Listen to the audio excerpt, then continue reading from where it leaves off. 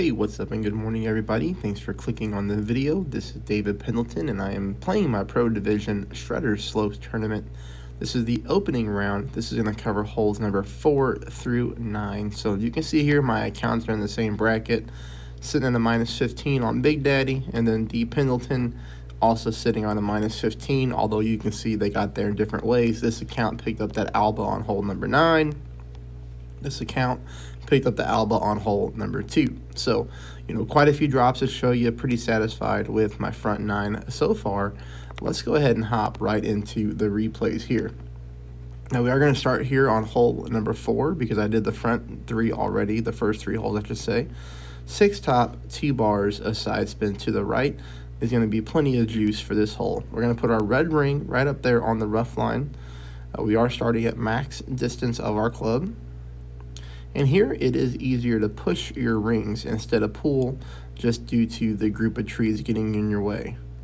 I don't do any overpower. It's just really important on this hole that we hit perfect, because in there the fairway is a little thin. And I also do use curl to the right. I curl into the right side of my ball, is covering up the blue adjustment zone on the right. And you see we power the ball down here very nicely, okay? Now, shot number 2, always on this hole, a little bit difficult if you don't know how to use a slider, because, it just typically plays with the slider, right? So I did my best to work out the numbers for you. You can play at -5% at mid, right? -5% at mid if you get right around the same area as far as yards go on the drive. Or, of course, if you're using your slider, you can play at 10% at mid. So hold on a second, let me get this thing working for you so you can see the numbers yourself. Okay, now I can do this. Sorry, I thought that was going to be ready.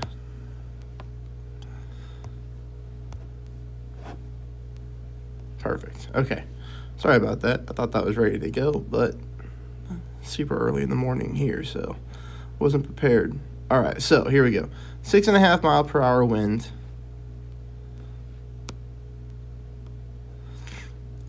-5% means we're going to pull this about 2.7 rings, okay? 2.7 rings. Or if you're good with your slider, I said you could play at 10%, and then from here, I counted up 30 rings from minimum.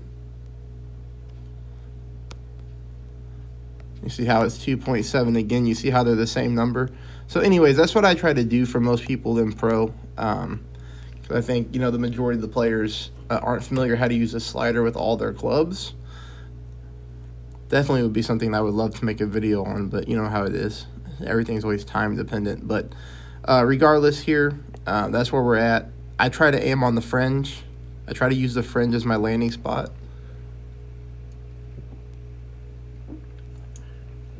The good news about the thorn, everybody, is the slider is a little bit easier. Because the decimals don't change that much. Like, for example, 2.7 might be the same at 28%, 29, 30, 31, 32. I'm just using that for an example. So even if you gain a couple more yards or miss a couple more yards, when we take thorn shots, I can normally just give you a normal elevation to work. For example, like this one, the -5%, and a lot of people will get a lot of drops. So the thorn is really good with that. All right, that's a lot for that hole. Okay, let's go on here to hole number 5. This is a rough bump that we've played a million times over, it feels like, in this wind angle. Anytime you really get crosswind. Pretty good crosswind here. I'm going to show you 2 different looks at it. 3.5 top, 2 bars of side spin to the right. Here you see I make my pull. You could do this with obviously a katana. You could do it with Kingmaker, Kingslayer. Very, very close there to dropping that one. Left it right at the pin, okay? Now, take a look at it here with the Kingslayer as well. The wind is only 4 miles an hour. I did leave that last shot a little bit short. Really had a hard time working out the top spin on this hole for some reason.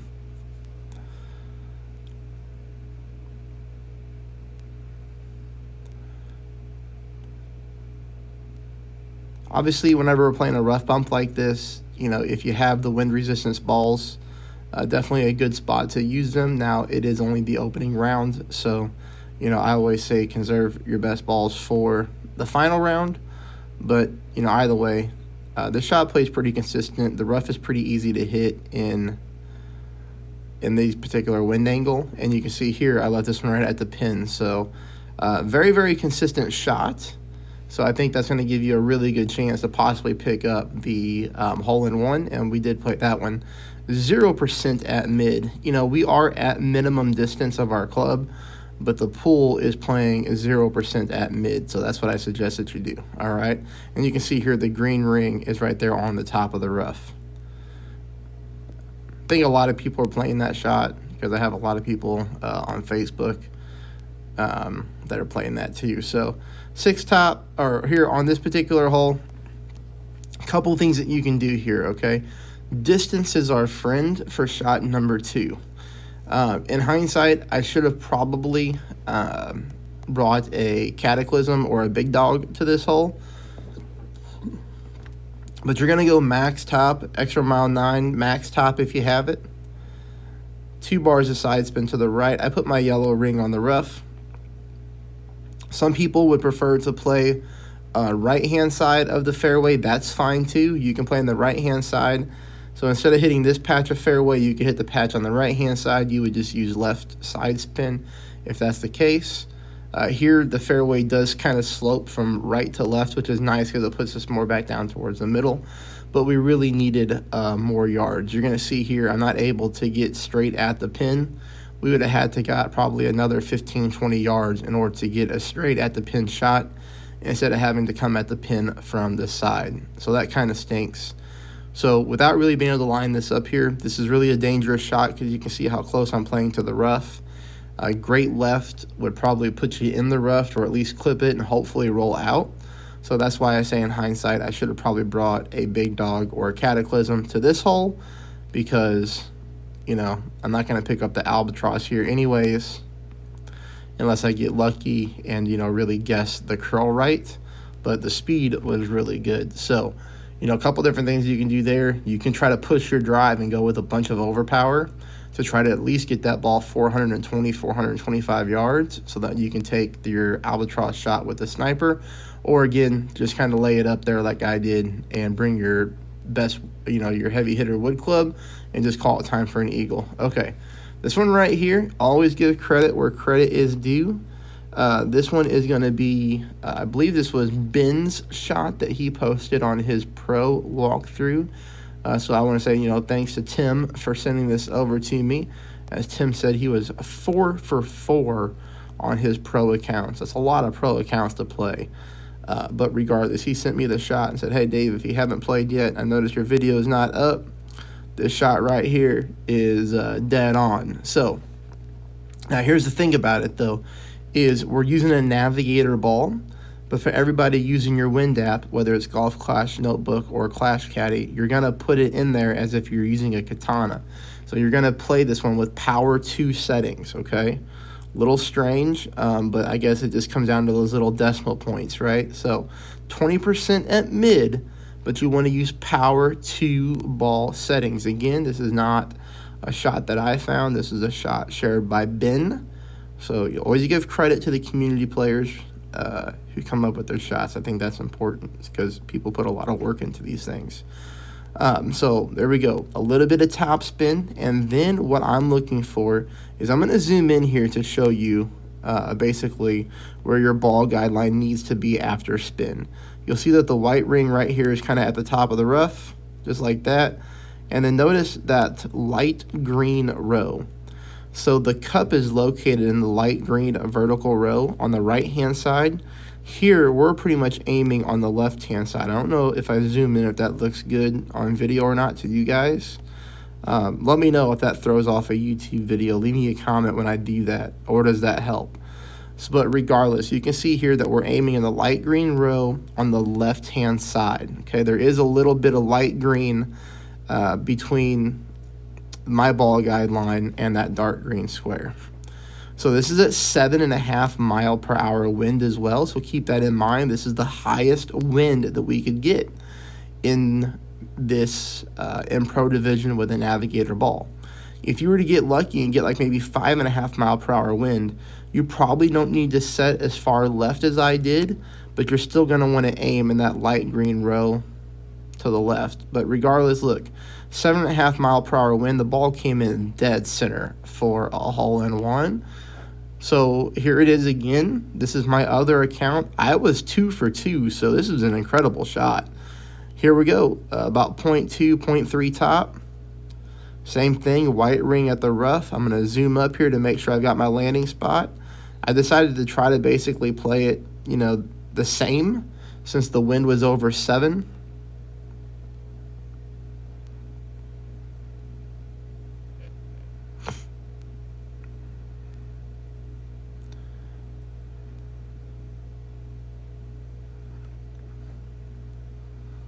This comes down to hitting perfect, right? Feels like sometimes that's the hardest thing to do. But regardless, look at this. I mean, almost again dead center now. That's it. I don't know. There is no other now. Boy, I'm super tired. All right, so that's that. All right, hole number 8. This is, every once in a while we have those holes that are really, really good eagle opportunities that we don't pick up the eagle on. I did not eagle this hole on either one of my accounts, which stinks to leave this one out there, because any time in Pro Division we get tailwind like this, man, we can really get the ball down there. So 6 top, 1 right. You do not want to go with more top spin if you're a bigger level extra mile player, because you could knock this one out of bounds. I don't know if anybody remembers, but not the last time we played this tournament, but in a tournament past when we played Grunberg Slopes, I actually played my final round live, and I had my extra mile 9, and I went with full top spin, and the wind was almost 8 miles an hour, and I sure did knock the ball out of bounds beyond the green there into the water. So 6 top is plenty, because we are going to be going with max OP. And you're going to see here, I hit a perfect ball. And, wouldn't this just be my luck? Now, my other account, I hit a slight great shot to the right, so I put myself in the bunker right there. But look at this. Ugh.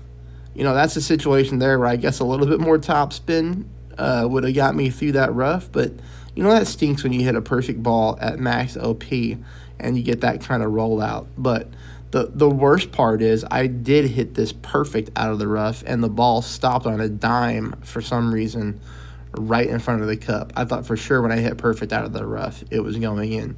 But regardless, that's how you want to play hole number 8's drive.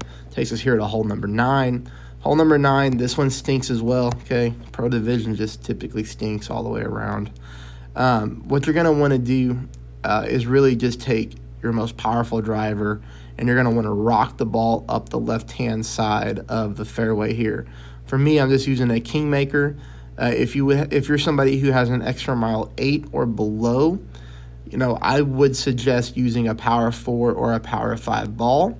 If you have something that has good wind resistance, that will help as well.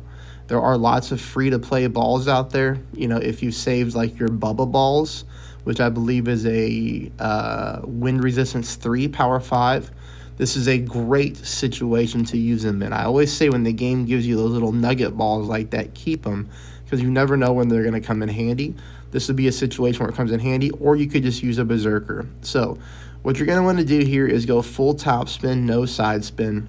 For me, I'm setting up at the plus 8 yard mark, because when I go to pull my rings, I probably won't pull into overpower with that wind strength. I pull right at to the maximum line. Full blast shot. Now I hit a great left here, which means I'm going to, lose a little bit of distance on my drive, and I'm also going to be a little bit further away from the hole, because I hit a great left. A great right would have put me closer to the pin. All right, but that's okay. That's not a big deal. You saw that on my scorecard. I picked up the albatross here. I picked up the eagle on my other account. So on my other account, I aimed it dead center at the hole, because we're basically getting perfect headwind here. Anytime you get perfect headwind or perfect tailwind, it makes it easier for myself or any streamer really to dial in the shot. But you'll see what we're going to do here. 30% at max. Excuse me. Goodness, I'm getting cold. 30% at max, 2 back, 2 right. And now because I barely missed this one on my first account, here I'm just going to offset to the right-hand side of the cup. So you can see here that my ball guideline is to the right-hand side of the cup. We put our ball guideline a couple green squares, I guess, beyond the pin because of the headwind. So you don't want to leave your ball guideline nice and tight to the hole because you're going to come up short. So anytime you have headwind like this and there's a long distance from your landing spot to the hole, you've got to make sure you leave room for that ball to roll down towards the cup.